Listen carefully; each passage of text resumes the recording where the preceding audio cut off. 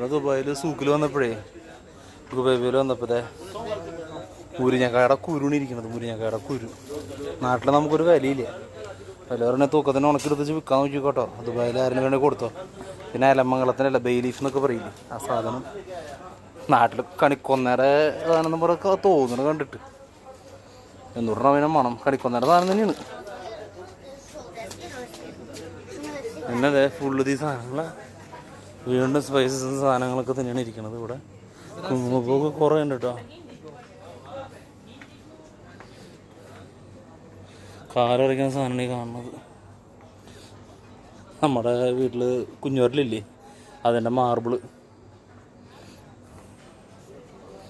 നാരങ്ങ ചെറിയ ഉണക്കിയത്, പൂക്കൾ ഉണക്കിയത്, ഇതൊക്കെ മറ്റേ സ്പ്രേ ഉണ്ടാക്കണ പരിപാടി തോന്നുന്നുണ്ട്. ബാക്കിയൊക്കെ സംശയം മുഴുവൻ അതൊന്നും നോക്കി പിടിച്ചില്ലേ.